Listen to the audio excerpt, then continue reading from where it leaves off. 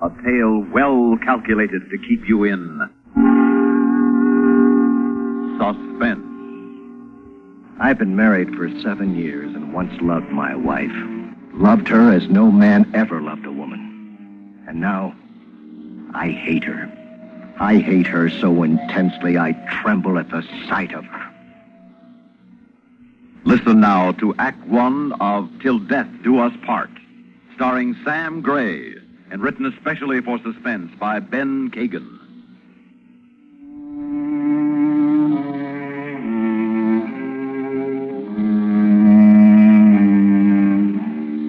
Ten months ago, when I was ill, when I needed her desperately, my wife left me without a word. And then 2 months later, she came back without apology, without remorse, as if nothing had happened between us. But then I needed her no longer. But she came back to stay. And stay she did, despite my anger, despite my hate. Paul, I'm sorry. Truly I am. I'll never leave you again, I promise. Come back to me as I've come back to you.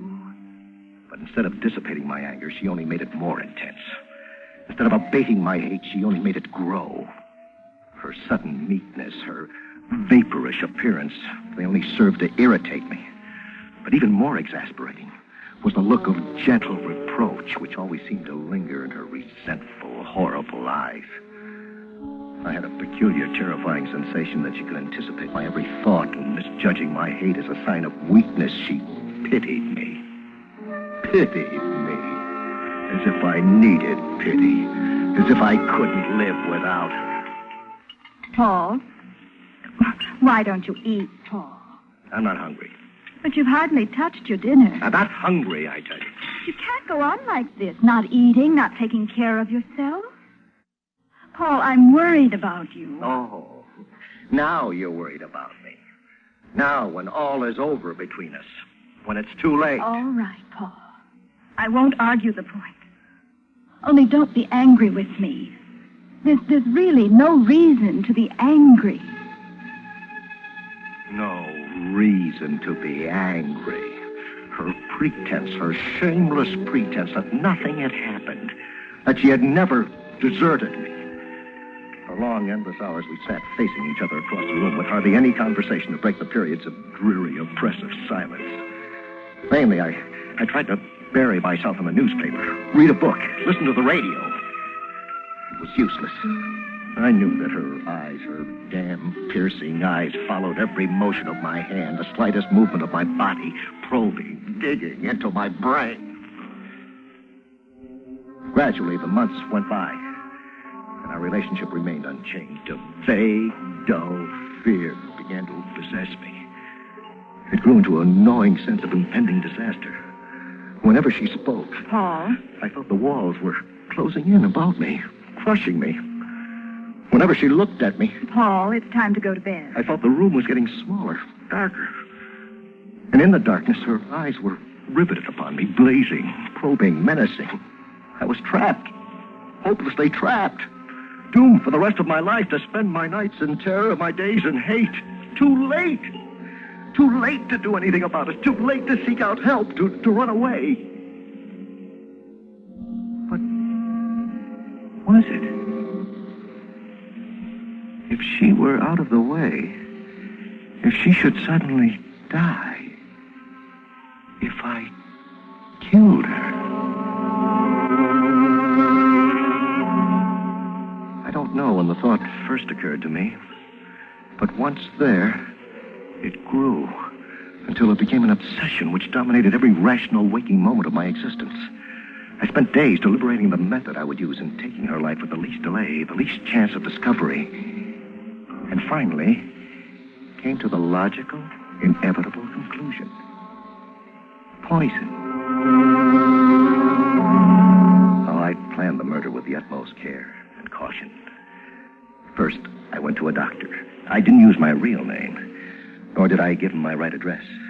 You can get dressed now. Yes, doctor. Mr. Bowman, how much do you smoke? Oh, only moderately, doctor. No more than a pack a day. Mm-hmm.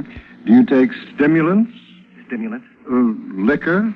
Oh, Only occasionally, Doctor. You know, social drinking. Yes. Now, when did you begin getting your headaches? Oh, about 10 months ago. Mhm. But really what bothers me most is my heart. That rushing sensation. Well, you have a functional murmur, Mr. Bowman. Nothing serious. As far as I can determine, there's nothing organically wrong with you. The spastic condition of your stomach, your recurring headaches and palpitations are merely manifestations of a nervous strain. Now, I can prescribe tranquilizers, of course, but frankly, I'd suggest that you... Yes? Can you take a look at the EKG, Doctor? One of the leads isn't working. All right. Excuse me, Mr. Bowman. I'll only be a moment. Oh, that's all right, Doctor. Take your time. I'm in no special hurry. I had been waiting for just such a moment. To be alone in a doctor's office within easy reach of blank prescriptions. The prescription pad lay on the table right at my elbow. I tore off a batch of blanks and stuffed them into my pocket. The rest was relatively easy. A reference book in the library, bad handwriting, then the pharmacy, in a section of the town where I was not known and could not be identified. Good evening, sir. Good evening. I'd like to have this prescription filled. Can you do it right away? I'm rather in a hurry. Surely. If you'll have a seat, This prescription is for you. Naturally. Why do you ask? It calls for 30 capsules of morphine sulfate. Was it 30? I didn't know. Yes. May I ask why the doctor prescribed such a... Well, it's a sedative, of course. Why do you stand there and question me as if there's something fishy? Not at all. I only meant... Well, I'm not interested in what you did or didn't mean. If you won't fill this prescription, I'll take it elsewhere. Oh, I didn't say that. I'm sorry if I sounded suspicious, Mr. Bowman. But we must be careful, you know. The law is very strict about this. Morphine sulfate is a sedative, as you say, but it can also act as a poison if used excessively. Oh, I didn't know that. Oh, yes. Some people would go to any lengths to get hold of some poison. Oh, I see. Well, then I don't blame you in the least. I'm sorry I've lost my temper. You're only doing your job. Exactly. I'm glad you understand, Mr. Ball. Oh, I do. I understand perfectly. A man in your position has a great responsibility, not only to himself, but more importantly to the general public. That's right. I'll fill this for you right away. You wanted to wait for it, as I remembered, Mr. Bowman? Yes. I'll wait. At last I had it. Now, during the course of the evening, perhaps while she was in the kitchen, all I had to do was slip the poison into her food. Maybe in her wine. We always drank wine with dinner. And then she'd drink it to the last drop. And I would be free. Free and not afraid anymore. That same evening, as I was approaching the home, I ran into the janitor. He was a decent sort of old man, except for one failing. He talked too much. As usual, he inquired about my health. Good evening, Mr. Vassell. How are you feeling? Oh, fine, thank you. That's good. Glad to hear it. Sure, I'm glad you're feeling okay, Mr. Vassell. If you ever need anything, just let me know. Yes, I will. Now, if you'll excuse me, I must go up. I can't stay here all night, you know. I have other things to do besides... Oh, I'm sorry. I didn't mean to be rude, but you see, I'm not myself today. My wife... What about your wife? She's very ill. Oh, is she? Yes. That's why I'm in a hurry. She needs me. Oh, sure. I understand, Mr. Vassell. I know how these things are.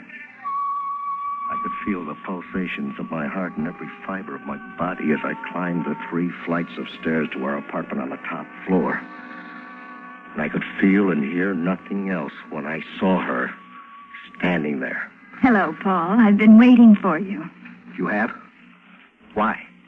Well, dinner will be ready soon, and you know what? I've prepared your favorite dish, chicken cacciatore.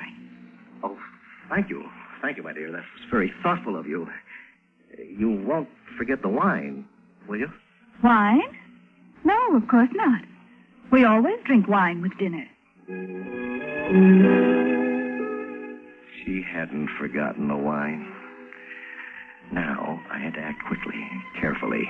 The poison was in my pocket. As soon as she stepped out of the room, I pulled out the brown bottle, unscrewed the top, emptied the capsules, and poured the contents into her glass. The entire entire process took no more than 10 seconds. I stirred the wine thoroughly to make sure all the capsules had dissolved, and then sat down and ate my dinner. Will you have some more pie, dear? No, I've had enough. Why don't you drink your wine? I will. Well, drink it now. I will, Paul. I've never seen you so concerned over me. Not in a long time, not since I went away. Stop talking and drink your wine. All right, dear. It tastes sort of bitter. Oh, nonsense. It's only your imagination. Now stop acting silly. Drink it. But I don't want any more, Paul, really. Will you do as I say? Will you drink that wine? All right, Paul. If you really want me to. There's no reason to be angry. There. Are you satisfied? I was more than satisfied. At last, a few more moments and she'd be dead. But those moments came and went, and nothing happened. She continued talking in the same melancholy, solicitous tone. It was enough to drive a man insane. 10, 15 minutes. They seemed longer than a year, and nothing happened. The poison didn't work.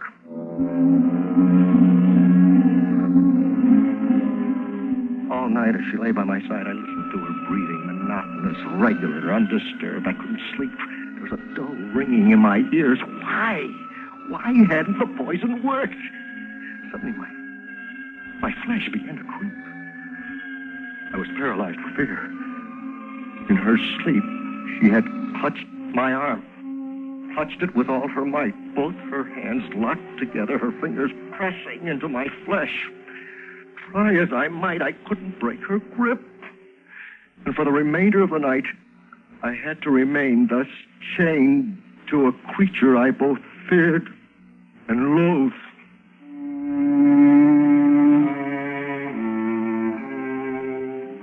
I deliberately came home later than usual the following evening, hoping to avoid meeting the janitor. Perhaps he did suspect something. Perhaps he would attempt to stop me, call the police. I couldn't take that chance. But as I approached the building, there he was. How are you feeling this evening, Mr. Vassell? Oh, fine. That's good. Sure is terrible weather. Now be careful on a day like this. If I was you, I'd take me a hot bath and go right to bed. I'll do that. Fool. His sudden concern over me made me furious. He was not only a fool, he was absolutely mad and cunning.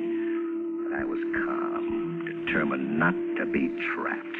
I dismissed him as quickly as I could. Once upstairs, I followed the identical procedure of the previous evening.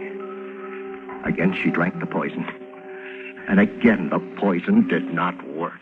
Paul, you're hurting me. What are you doing? I must know. Are you sure you feel nothing? Yes. Should I? No weakness, no dizziness? No. No numbness in the fingers? No. No shortness of breath? No. Not even sleepy, tired? No, Paul, no. I've told you 100 times. Why do you ask? What do you want to know? It can't be. It is impossible. Where have I failed? The following night, I filled her glass with poison. And the next night, I gave her still more. I gave her doses large enough to kill 100 people. I experimented with different, more deadly poisons, mixing strychnine sulfate, arsenic trioxide, opium, and Fowler solution in tremendous quantities. She drank dose after dose. I followed her around the room, watching for the tiniest symptoms. The results were always negative. The poison just did not work. This constant frustration of my plan began to undermine my health. My nerves were completely shattered. I had several dizzy spells that week, and a sharp, stabbing pain in the region of my heart frequently left me weak and helpless. It was on the 7th day that I had a slight stroke. It happened suddenly as I was watching her drink the 7th glass of poison. 50 grains, and still survive. Oh, Paul, darling, you must have fainted. No, don't pull your hands away, please. Let me massage them. No, I'm all right. Leave me alone. You're sick, Paul. I told you should see a doctor. No. Let me up. I'll help you. Give me your arm. No, I can manage all by myself. You must do something. I've never seen you looking like this. I'll be all right. Don't you touch me. Why do you hate me so? What have I ever done to you? What have you ever done to me? As if you didn't know. As if you didn't know. The next day, I walked with difficulty. My prescription blanks were all used up, but I was comforted by one thought. Upstairs, in my trunk, I had hidden the largest, most lethal dose of all. It had to work. I was determined that it should. Good evening, Mr. Vassell. I thought you'd never come home. I've been waiting for you for over an hour. Why? I have a message for you. Message? The police were here looking for you. Police? Yeah, they wanted to question you. So the police were after me. There could be only one reason. My prescription blanks had been traced. This then was to be my last chance, my last opportunity to finish what I had started. Drink your wine. Drink it, I say. But it's bitter, Paul. I don't know why it should be, but all week the wine has tasted bitter. It's only your imagination. Drink it. Finish it. I can't, Paul. I simply can't. I've had enough. Please. For the last time, will you do as I say, will you? Paul, you're hurting me. She drank it. The eighth, the last, the largest dose. She drained the glass and smiled in her usual furtive manner and remained alive. I feel fine. I don't understand, Paul. Why do you keep asking me all the time? And always after I've finished drinking my wine. My head was pounding. I couldn't control my thoughts. Perhaps I've been deluding myself all along. Perhaps it wasn't poison at all that I've been feeding her. Perhaps all the druggists had suspected my motive and substituted some harmless ingredients and then notified the police. They'd all questioned me closely about the prescriptions. That would explain it. All those drugs were harmless. That would be the only logical explanation. I was determined to find out. I had to know. In my fury and desperation, I did not stop to consider the consequences. I poured 5 grains into a glass and then swallowed the contents. For a while, I felt no symptoms, and I had a mixed sensation of disappointment and relief. But suddenly, my throat was tight and spastic. I was bathed in cold sweat. My vision was blurred. I knew that I was dying. The irony of the situation nearly drove me insane. She, whom I had attempted to kill, was still alive, and I was going to die. No, I won't let her live. It's still not too late. If I can just crawl to the kitchen, the axe behind the stove, one well-aimed blow. It took a great deal of pain and effort, but at last I had it. It was heavy, sharp. Slowly, trying not to breathe, I crept behind her, closer, until I came within striking distance. Now I would even the score. I would die in peace, knowing that she, too, was dead. I lifted the axe and brought it crashing down upon her head.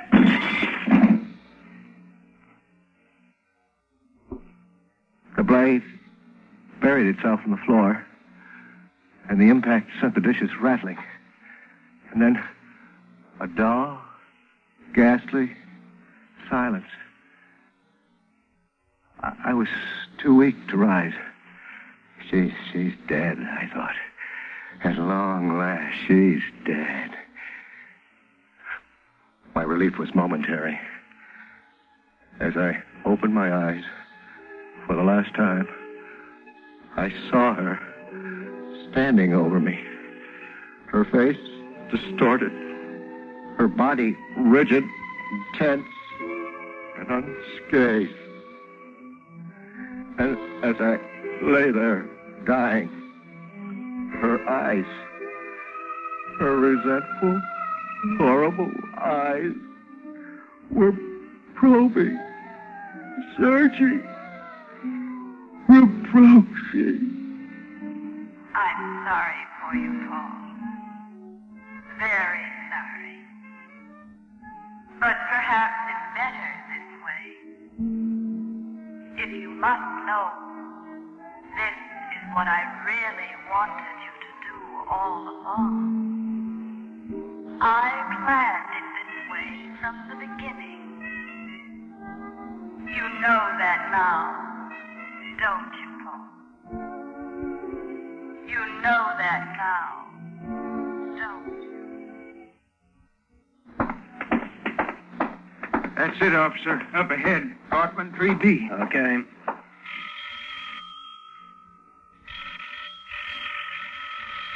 No answer. He's home. I know he's home. I've been out front all the time. You got your pass key? Yeah, I think so. Yeah, here it is. Okay, open up.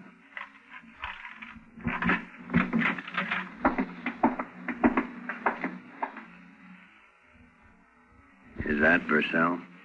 Yeah, that's him. I guess we got here too late. I was afraid he was up to something like that. You think it was poison? Can't tell till the medical examiner gets here.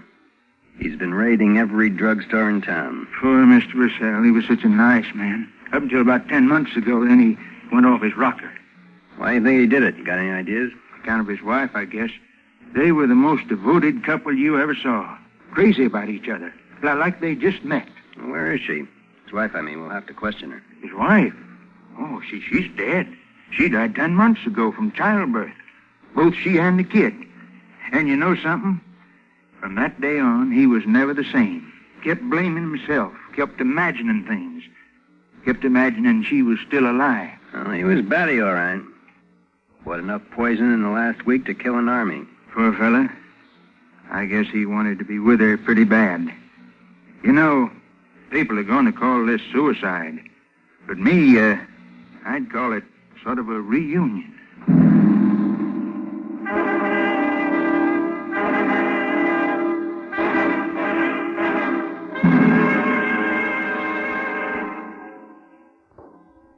Suspense. You've been listening to Till Death Do Us Part, starring Sam Gray and written especially for Suspense by Ben Kagan. Suspense is produced and directed by Bruno Zerato Jr., music supervision by Ethel Huber. Featured in tonight's story were Elaine Rost, Jim Bowles, Carl Frank, Herb Duncan, Bill Lipton, and Barbara Cassar. Listen again next week when we return with The Imposters, written by Peter Fernandez. Another tale well calculated to keep you in suspense.